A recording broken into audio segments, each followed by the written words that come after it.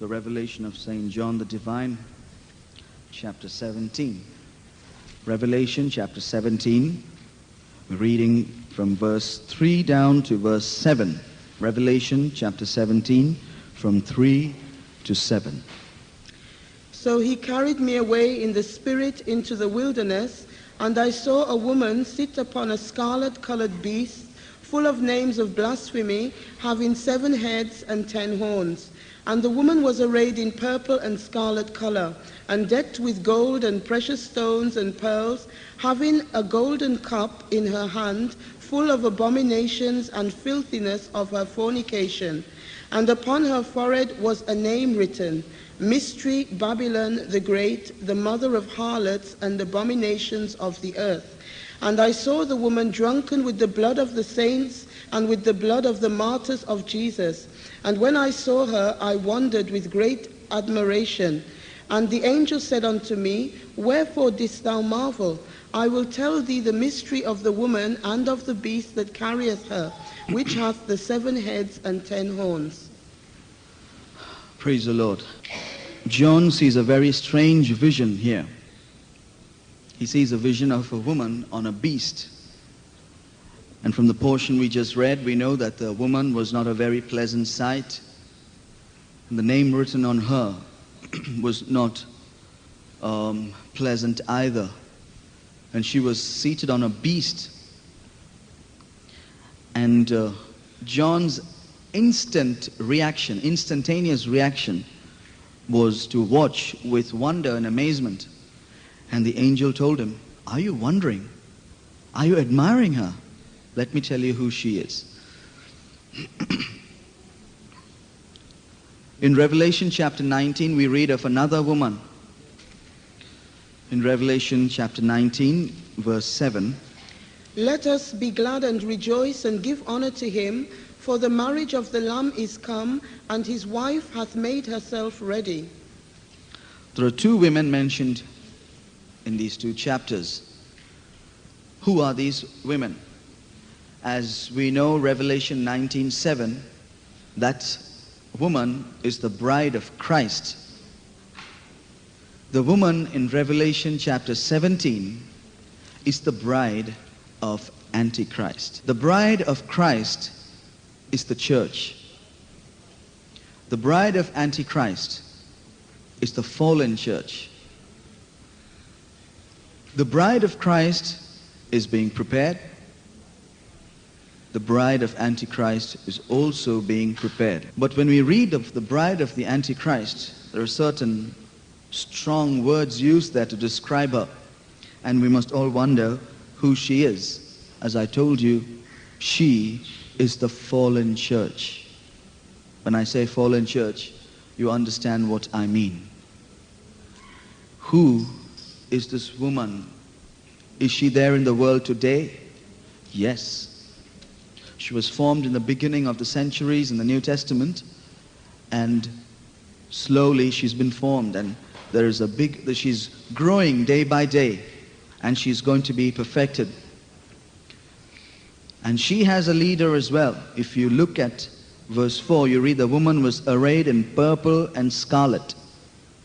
She's a fallen woman, and she's a religious woman, a religious group, a fallen church with a religious head. Purple and scarlet is used by one man today. You should know who he is. So this is the fallen church. And there is one aspect of this woman we read of in verse 6. And I saw the woman, she was drunk.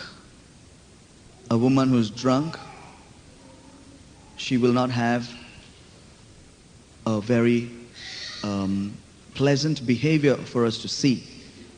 But here she's not drunk with just wine. She's drunk with blood. She's drunk with the blood of the saints and with the blood of the martyrs of Jesus. John saw this woman, and we are also looking at this woman today. This woman, once upon a time, belonged to Jesus. But her fall was so great that she became the bride of the Antichrist. When I say the fallen church, initially it was the church. It became the fallen church. Let's be very careful. I want to say that some of us who are not careful today, we are going to join this woman one day. And we have to be very careful to preserve our lives. I make that statement again. Those of us who are not serious about our spiritual life, preparing for the coming of the Lord, living the way we want to live, doing the things that we like to do, and we are not paying careful attention to God's word, you will become part of this woman one day. You will be left behind, and then this woman will start showing her power. That is when persecution will begin. We know that Antichrist will spearhead the tribulation. He will bring about this tribulation, but with him is a religious head. Another man with the Antichrist, with great power. He is the false prophet. He is a religious head. What we see now in the world is an amalgamation of religions. We find that Christians and Catholics and Muslims and Buddhists are now slowly joining together. Although there is persecution on one hand, we find there is a kind of a movement, an ecumenical movement, which brings people together and saying, let's all be one, all religions one. We'll have a common God. You can say your prayers and I will say my prayers, and we shall all call our common God a name. In the end of time, this woman will be this fallen group. And those who are left behind have a choice to take the mark or not to take the mark. Those who take the mark, they will become part of this woman, and they will also perish like the woman. We read that she is finally burnt with fire. This whole chapter is about the judgment of ecclesiastical Babylon, the fallen church. And when she is judged, all those who have joined her also will be judged. She is drunk with blood. For 2,000 years, this woman has been drinking blood. And today, I want to speak to you as a continuation of what I was sharing by the Holy Spirit last night. Christian life is full of battles. We all know that our battle is not with flesh and blood, but with principalities and powers. We face spiritual battles day by day. Every day we are fighting a battle. And St. Paul gives us a list of weapons to use. In Ephesians 6, he says that we could take up the sword of the Spirit and the shield of faith and the helmet of salvation. We could put on shoes and we can fight this battle. He gives us a list of weapons to use. Praise the Lord. And he tells us our battles are not with flesh and blood. The weapons of our warfare are not carnal. Today I want to talk to you about our battle with flesh and blood, not with spirits, not with principalities and powers. I want to talk to you about the battle we are going to face with man, and the battle people are facing with man, the battle children of God are facing, the persecution children of God are facing. And I believe until now you have been under the impression that when people rise up to torment you and torture you and persecute you, you grit your teeth and you bear it. But today I'm going to preach to you another gospel. It's something else. And I believe it's about time we just stopped doing that, and it's about time we did something. I'm going to preach something else. I'm going to change your attitude of just keeping quiet and gritting your teeth and bearing it. People are rising up against Christians. We need a weapon also to fight this battle. And I'm going to give you all a weapon today, and we are going to fight this battle. I'm not talking of spiritual weapons against spiritual enemies. This is against human beings who are rising up against us. Till now you kept quiet. It's about time we did something. It's time we stopped simply bearing it, and it's time we began doing something. And we are going to fight. We're going to take a weapon and we're going to fight. We're going to fight these people. And we need that weapon. We should arm ourselves with that. And we read of that in 1 Peter chapter 4. verse 1. Let's take up that weapon. For as much then as Christ hath suffered for us in the flesh, arm yourselves likewise with the same mind. For he that hath suffered in the flesh hath ceased from sin. Praise the Lord. What is the weapon we need? We need a mind to suffer. St. Paul doesn't say just put on the mind. He says, arm yourself. It's a weapon. We need the weapon, a mind to suffer. Dear children of God, the author to the Hebrews, he says, you haven't resisted unto blood striving against sin. That means, when you're striving against sin, we have to be willing to resist it till the shedding of blood. Not the shedding of the other man's blood, but the shedding of one's own blood. Here Peter says, arm yourself with a mind to suffer. And that's the mind of Christ. And we need this mind. But I ask you a question. Some of you are very scared of suffering. Standing here and telling you that, it looks like I'm sticking my finger at you. Let me say that I'm not very far from you. I can't say that I really long to suffer, I'm rejoicing to suffer. I want to be like that. But is it possible? Is it possible for us? Is it possible for a person who is terrified to suffer to actually want to suffer, to actually long to suffer? Is it possible? Definitely. Definitely possible. And I want to encourage you today. It is possible, and it happened in one such man. He is Peter himself. We know, we can, from glimpses of Peter in the Gospels, you know, the first 4 Gospels in the New Testament is all about Jesus and his ministry with his disciples. The Acts of the Apostles is about the ministry of the disciples after Jesus went away.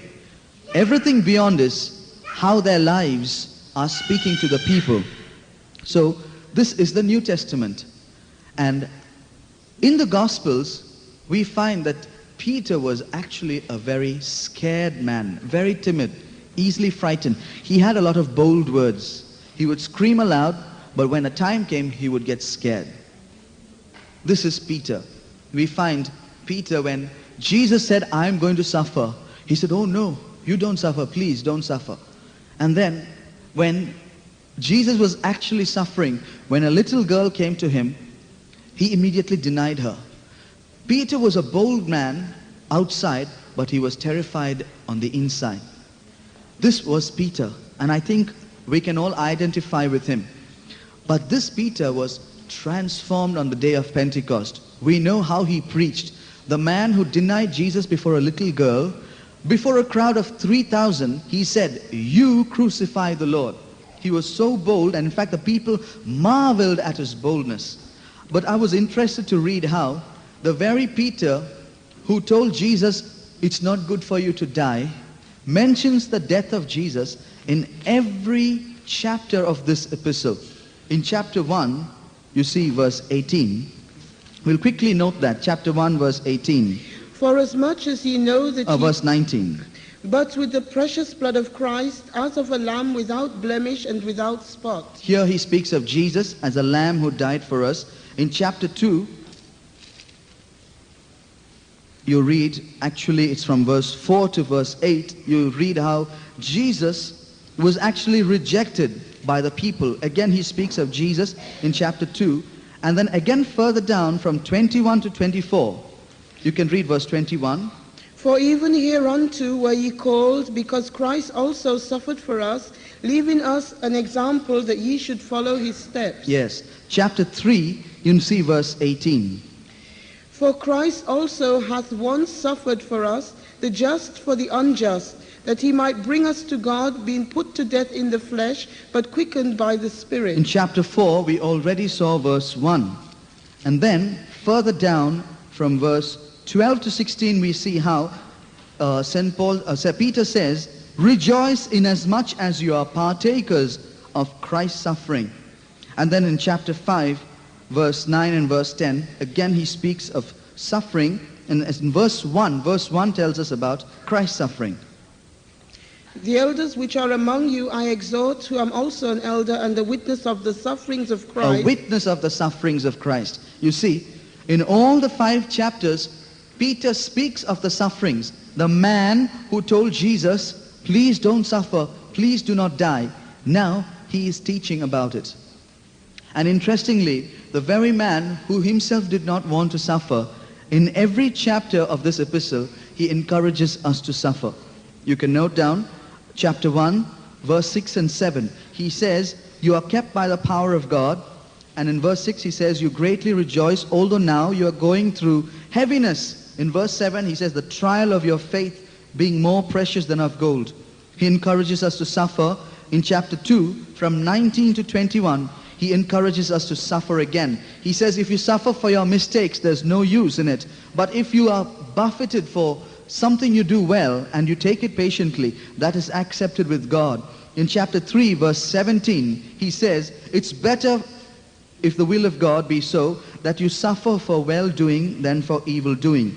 Again in chapter 4, verse 1, we read, and from 12 to 16 and verse 19, he encourages us to suffer. In verse 19 he says, wherefore let them that suffer according to the will of God. And finally chapter 5, verses 9 and 10. The theme of Peter's epistle, strangely, if you look up any commentary, they will tell you the theme of Peter's epistle is suffering. In fact, suffering is the key word occurring 16 times in his epistle. The man who was afraid of suffering, he's completely transformed by the time he finishes his life. And it was not only Peter. It was actually the whole early church. Everyone, the early church was a church whose mind was to suffer. Arm yourself with that mind, Peter spoke. And they all armed themselves and they prepared themselves to suffer. And this was the mentality of the early church. Now, today God is taking up this verse and speaking to us because something has happened. We also are the apostolic church. We are all following the same Jesus. We are following the same teachings of the apostles. But something has gone wrong. We are all afraid to suffer. Especially staying in the United Kingdom. This is a land where everything is provided for us. Even if you want to be poor, you can't be poor. Everything is given to us. And we can enjoy a life which we would not be able to enjoy if we were in some other part of the world. So when everything is provided for us, there is no suffering. We have food to eat, we have clothes to wear, we have houses to live in, we have our mode of transport, everything provided. And so we find that everything is comfortable. But we know that when everything gets comfortable, this mind is taken off. And instead, another mind is given to us. Opposite of suffering is loving pleasure. So this is the mind of the United Kingdom, a mind of pleasure. So staying in this place, it's very difficult to maintain the right mind. And today when I see the state of the church, something is radically different from the former church. The former church was, in every way the doctrine was the same, the teachings and the meetings were the same, but the mind was different. There, their mind was, every day when they wake up, they don't expect to see the end of the day. Their mind is not in this world because they do not know if they'll say good night. They say good morning, but they're not sure if they can say good night. If that is the way they were living, obviously they would not even have great plans for the next day, for the morrow. But instead their minds would be on life beyond death. And that is why they were a spiritual church. And what has happened today, we are completely different. Although we teach the same things, although we have the same doctrines, we have consecrated servants of God, we have to admit one truth, that mind to suffer has left the church. Why? What has happened? We actually have taken our eyes off the early church. It's a big mistake we have made. You know, an experiment was conducted with children. They were noticing that the handwriting of children was deteriorating very badly. And so an experiment was conducted and people were studying the way they were being taught. And they have these little writing books. I'm not sure if they use them in schools today. The sample writing in the first line was printed, beautiful, cursive handwriting. And what's the child supposed to do? In the next line, he's supposed to write, following what's written above. And maybe 15 lines like that, he's supposed to keep writing. If you have noticed, you will find that the last line the child writes is quite different from the first line the child wrote. What would you say about the quality of the writing as it went down? It would be going down. When you come to the last line, the quality of the writing was quite different. So why did this happen? When they were studying it, then they realized. Do you know why it happens? The child has something programmed. Look above and write. So when the child writes the first time, he has only one sample. He looks just what's happened just above and he writes. By the time he comes to the 10th line, he's looking at what he wrote previously, trusting that what he wrote previously was what he copied from before. He's trusting that and he's writing. By the time he comes to the 15th line, he's copying the 14th line, which is pretty poor. So a change had to be made. Something else had to be done to improve the handwriting. So a suggestion was made and it worked. You know what that suggestion was? That sample writing printed on top, instead you print it in the bottom. So when the child writes, he's always working towards that and he's not working away from that. He's going closer and closer. And they found that as he went down, his handwriting was actually improving. When your eyes are taken off the original, you will find the quality goes down. And we know from the history of the church, in the time of Emperor Constantine, a terrible change took place in the church. Worldliness came into the church. And ever since we find step by step, quality has been going down. Today, we are in the 15th line, copying from the 14th line. You are looking at your fathers and mothers. I'm not sure if they were looking at their fathers and mothers and if that generation was actually following the former church. But thank God, He has given us the original in the Word. That is why we need to study the Word and study the mind of the early church. But today, I want to actually look into the lives of early Christians. And as we were hearing last night, it's a great privilege to be part of that group of early Christians who are chosen to suffer. You know, Moses chose to suffer, but actually Christ or God chose Moses to suffer. We should look at it that way. And to suffer for the Lord is a great privilege. We read the apostles were beaten and they rejoiced that they were counted worthy to suffer. We dread suffering, but the early church, they rejoiced at suffering. So you can see something radically has changed in our mind. When you know something has gone wrong, something has gone wrong in your car, you can very well pretend nothing has gone wrong and you can keep driving until something really, maybe the car explodes. If you're driving and all of a sudden you see smoke coming out of the steering wheel, what do? You just close your eyes and the smoke is gone. Or you can pull your car to the side and face the fact, yes, the car is smoking. If you think that something has gone wrong with your mind, your mentality, our mentality as Christians today, if something has gone wrong, we can just pull a cover over it, pull the wool over our eyes and pretend it's not there. Or we can face reality and then do what we can do. Dear child of God, if today God is not choosing us to suffer, we must be sad. If the apostles were rejoicing that they were chosen to suffer, what's the opposite of it? Feeling sad because we are not chosen to suffer. You know, I know that feeling. But if I don't have that feeling, something is wrong. Let me give you an example. Now, so take two brothers, say Brother Ruwan and I. We are in Brixton and Pastor Wesley is there and he needs a work to be done. And I want to do it, Brother Ruwan also wants to do it. Both of us are willing to do it. And he's just closing his eyes and thinking, it's a difficult job. It requires a bit of sacrifice. You have to work hard and use your body a bit, maybe have a few cuts and bruises here and there, maybe lift something heavy, or maybe sweat it out, or soil your clothes. And then pastor looks at me and smiles and says, you can sit down. Let him do it. You think I'll be happy? He didn't choose me. I'll feel sad. You know why he didn't choose me? It's because I'm so conscious of my clothes. I do not want to dirty my clothes. Not only that, you won't be able to take it, but I'm sure he'll be able to do it. And when he is chosen and I am not, that will make me feel sad. It will make me feel, why am I like this? I wish I could change. Now, it's not Pastor Wesley, it's Jesus. Jesus choosing someone to suffer.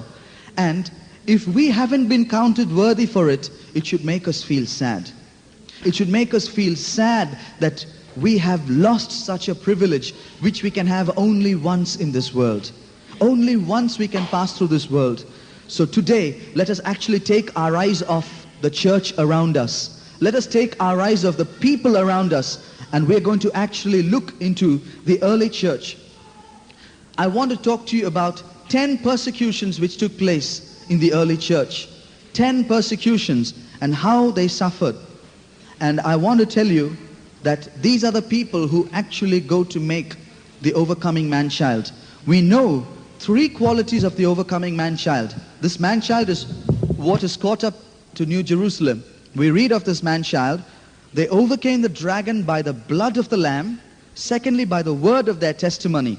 Thirdly, they did not love their lives unto the death. That means they were willing to lay down their lives. They not only said, follow you, I'm willing to lay down my life. They actually did it. These are the people who constitute this man-child. Let's not think we can worm our way somehow and become part of that elite group without moving a little finger to do anything for the Lord, to suffer for him in our flesh. Let's arm ourselves with that mind as we actually go into the suffering. The first martyr was Stephen. And as I read these things to you, as I mention these things, you must mentally actually go to that place and imagine it taking place. It's not just Stephen, it's brother Stephen, a member of the church. He's actually pulled out and the people are watching, and he's stoned with stones and he is killed. Brother Stephen was stoned to death. Years after that, in AD 70, Emperor Titus and his father Vespasian destroyed Jerusalem and all of Galilee, killing over 1 million Jews and selling the rest into slavery. The Jews were killed because they were God's children. Then I want to tell you something about the suffering during the apostolic times. All this is before the 10 persecutions. We know of the apostles of Christ and how they preached and how they taught. But do you know of the end of the apostles of Christ? What actually happened to them? 12 of them have gone to Zion. They are there. They preached, and all those to whom they preached, they've also finished their race and they've gone to Jerusalem. They've all gone to their place. But let's know how they went. James, the brother of John, he was beheaded in AD 36. When I said beheaded, remember, his head was taken off his body. Thomas, who preached to the Parthians, to the Medes, the Persians, the Carmanians, the Hyrcanians, the Bactrians, and the Magians, he was killed in Calamina when 5 horses pulled apart his body. You know, what I read is not going to be very pleasant for you, but I want us to face the truth. Instead of being so elite and so sophisticated and dignified that we'd rather stay in our cozy corner and find our way to heaven, let's actually take a glimpse into the early church and see what they went through. Simon, the brother of Jude and James the younger, was crucified in Egypt during the reign of the Roman Emperor Trajan. Simon the apostle, also called Zelotes, he preached in Mauritania, Africa, and Britain. He was also crucified. Mark, the first bishop of Alexandria, preached in Egypt. He was burnt and buried in a place called Bucolius during Trajan's reign. Bartholomew, is said to have preached in India and translated the Gospel of Matthew into their tongue. He was beaten, he was skinned alive, he was crucified, and finally in Armenia he was beheaded. Andrew, Peter's brother, was crucified and buried in Achaia. Matthew wrote his gospel to the Jews in the Hebrew tongue. After converting Ethiopia and all Egypt, he was killed with a spear. Philip was stoned and crucified in Hierapolis, Phrygia, and buried there with his daughter after years of preaching to the barbarous nations. James, the brother of the Lord, was thrown on a wall, hit on the head, and killed. Luke, the beloved physician, was cruelly hung. This is the end of the apostles of Christ and the great men of God of the former church. Further down, Christians were subjected to the cruelest treatment possible. They were whipped, they were disemboweled, they were torn apart, they were stoned, plates of hot iron laid on them, strangled, eaten by wild animals, and they were tossed on horns of bulls. Bodies were piled in heaps and left to rot without burial. In the first persecution, it was actually stirred up by Emperor Nero about AD 64. Cities were full of bodies, the old lying with the young, and those dead bodies were cast out naked into the open streets. In fact, the cruelty was so great that many Christians in that time thought that Nero was the Antichrist. It was during his time that Peter, beloved Peter, of whom we have been studying, who was speaking to us today and telling us to have the mind to suffer. At the age of 75, Peter was crucified head down. St. Paul was beheaded. The second persecution was during the reign of Domitian in AD 51 to 96. He was the brother of Titus, the son of Vespasian. And it was during his time that John the Apostle, who wrote the Revelation, he was actually put in a pot of boiling oil. And because he didn't die, he was exiled to the Isle of Patmos. And only in AD 97, after Domitian's death, he was allowed to return to Ephesus. The third persecution was in the time, was also a time when thousands of Christians were being killed every day. Every day. You can imagine, go into that time and imagine life there. Every day, thousands of Christians being killed. How is it that they did not deny Jesus? How is it that they were not afraid and run away from Christianity? If this happened to us today, if 5 gunmen walked into this room today and said, next Sunday we are going to wait here. If any one of you steps in here, you will die. Would you come? Would you come? We would not, because our mind is not like that anymore. But here, thousands were being killed every day. Ignatius actually was next in line as bishop after Peter died. He was condemned to death because he professed Christ. He was thrown to the lions and he confessed, I am the wheat of Christ. I am going to be ground with the teeth of wild beasts, and then I will be found pure bread. The fourth persecution, AD 161, under Marcus Aurelius, it was at this time that there was an 86-year-old man. He was a saint and his name was Polycarp. He was the venerable bishop of Smyrna, and he was one to be martyred. One day he had a dream. He dreamt that his pillow caught fire while he was sleeping. When he woke up, he told everyone, I am going to be burnt for the sake of Christ. He was 86 years old. One evening, his captors arrived. When they arrived, he ordered a meal for them and asked them, can you please give me 1 hour? I want to pray. He went and prayed, and after that he was put on an ass and taken to the city. As he entered the stadium, many heard the voice, be strong, Polycarp, and play the man.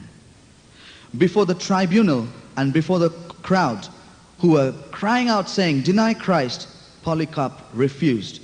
The proconsul begged him to have pity on himself, considering his age. They said, you're an old man, don't go through this. And he said, 86 years have I served him, and he never once did me wrong. How can I blaspheme my king who saved me? He was threatened with wild beasts and fire, and he replied, what are you waiting for? Do whatever you please. The crowd began demanding his death. He was placed on a stake, As soon as he finished praying, the fire was lit. It leaped all around him, leaving him unburned. Pushed by the people, a soldier finally plunged a sword into the old man. The blood gushed out so much, it extinguished the fire. Then they placed the body in the fire and burnt him to ashes. The fifth persecution in AD 200, fire, sword, wild beasts, imprisonment were resorted to again. Dead bodies of Christians were stolen from graves and mutilated. At this time, there was a woman, Perpetua.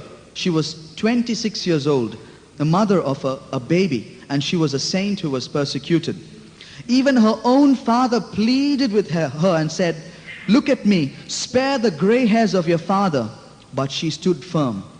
Later, she and Felicitas, another young woman, were taken to the arena. They were publicly shamed. Then a bull was let loose on them. When the bull refused to kill them, the crowd was disappointed. Finally, gladiators were called in to finish them. The sixth persecution was during the time of Emperor Maximinius, and it began in AD 235. During this time, Christians were scourged and put to death. Some were beheaded and their heads were fastened on city gates. A Christian minister was dragged through the streets and thrown into the Tiber River and forced to drown. Families were barbarously tortured and put to death. One was tied to a wild horse and dragged through the fields till he died. An old Christian was beaten with clubs, pricked with sharp reeds, and stoned to death. A Christian woman was dragged over sharp flint stones, scourged with whips, and finally stoned to death. Apollonia, a 70-year-old woman, was fastened to a stake and she was lit. When she begged to be released, they took pity on her because of her advanced years, realizing she was about to deny Christ. When they untied her, to their amazement, she leaped into the fires and she died. The seventh persecution was in AD 249 under Emperor Decius. Burning, beheading, and sealing up in caves alive to starve to death were the methods of torture employed. The eighth persecution was in AD 257 under Emperor Valerian. And at this time, Stephen, the Bishop of Rome, was beheaded. Saturnius, the Bishop of Toulouse, was fastened by the feet to the tail of a wild bull and driven down the steps of a temple. His head opened and his brains fell out. Lawrence in Rome was the distributor of the church's riches. They came and told him, "Lawrence, hand over all that the church possesses." He said, "Give me 3 days, I need to gather the church's riches." And he gathered a group of poor Christians and told the authorities, "These are the treasures of the church." Because of this, he was whipped, he was beaten, tied to burning hot plates of iron, and roasted alive. The ninth persecution under Emperor Aurelian, beheading was primarily used. And finally, the 10th persecution was in AD 303. Further, there were persecutions under Julian, by the Goths, by the Vandals, the Spanish Inquisition, and a terrible engine of tyranny led by the Pope resulted in 31,912 Christians being burnt alive. Until today, this persecution is continuing. Christians are still being burnt and cut into pieces. In more recent times, things have occurred. Richard Wurmbrand, if you read his book, if you read the book of Vanya and Popov, you will find how people were put in prison. In prison, they were put in different rooms and they could not speak to one another. And even being in prison, instead of complaining about their suffering, they were burdened about other prisoners who did not know Christ, and they wanted to share the gospel. Somehow a Bible was smuggled in. The Bible was hidden, picked out page by page, and distributed secretly. And they were memorizing books after books, not verse after verse.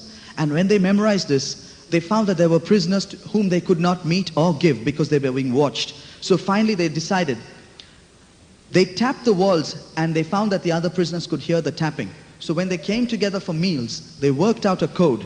If I tap once, that one tap is A, 2 taps is B, 3 taps is C. And imagine sharing the gospel. Their knuckles were sore with knocking the walls, but they shared the gospels through knocking and people got saved. This was the mind of the early church. There were even evangelists a few years ago. One man, he went into a tribal country And both he and his wife, who was pregnant 7 months, both of them had a burden for this tribal nation. And there was actually a tribe living right on top. And they said, we must go up this mountain and go and meet them and give Christ to them. And they were walking up the mountain. As they were walking, suddenly there was a twang. And the wife fell down. He found an arrow had hit her chest. It was a poisoned arrow. And he just did not know what to do. He dragged her up and he took her and he found a settlement there. And when he saw a group of people there, he looked at them, not knowing if they were the ones who shot his wife. When he looked at them, they realized he was in trouble and they beckoned him to come. So he went there and he pointed, and he just, using gestures, he told them that he was going to fetch help. So he left his wife there in a room and covered her with a sheet, and he went all the way and brought a doctor to help. When he went and he came back, he was coming to the room, a little girl was there, and she looked at him, and when he was trying to get into that place, she was saying, no, no. But then he said, I want to see my wife. He pulled the curtain apart. She was still there, thankfully, sleeping there under the sheet. And he looked around and he sensed this girl was trying to tell him something he couldn't understand. Finally, the people of the tribe, they brought him a bowl of soup. It was a meat soup, and they were asking him to drink it or eat it. So every time he went to eat it, she was saying, no, no. And he couldn't understand why. But then the doctor said, shall we go and have a look at your wife? So he said, okay, we'll go. He went, he pulled the sheet apart to find that only her head was on the pillow. The rest of her was in that soup. And what was his reaction? He said, God, if there is a group of people in this world who are so barbarous, they could do this to me, Lord, I want them to know you. He stayed there despite what happened. 800 people were saved there. This is the mind of Christians throughout history. But coming back to where we are, what is our state today? Now, I'm not saying therefore we have to be stoned, we should go and seek people to kill us and therefore go and do something foolish. I'm just telling you that mind to suffer has left the church. Let us really seek the Lord. St. Paul says, arm yourself with a mind to suffer. Remember all that list I read to you. They're all going to the same place where we are going. Will we dare to somehow stand there? You'll see all around you people who died for Jesus, people who suffered for him. And we can't just stand there the way we are. Shall we stand? We are in the presence of God, and the Lord has been speaking to us. Christians are still suffering. Christians are still being persecuted. We do not know if anything will happen in the future in the UK, but it very well can. But let us have this mind to suffer now. When everything is well, let us not relax and forget him. Let us put on the mind to suffer. Jesus is speaking to us.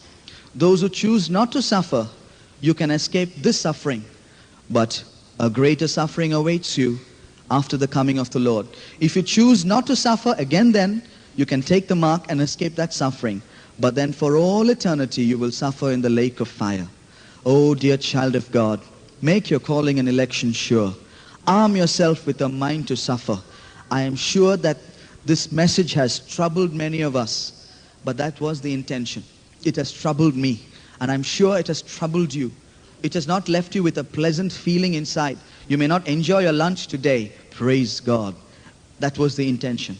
I want us to be disturbed. I want us to come to the realization that our mind has to change. Let's arm ourselves with a mind to suffer, and let's tell the Lord, Lord, please change my way of thinking. Change my mentality. Dear child of God, you may never get to suffer at the end of it, but if you cannot go to heaven without that mind, you may never...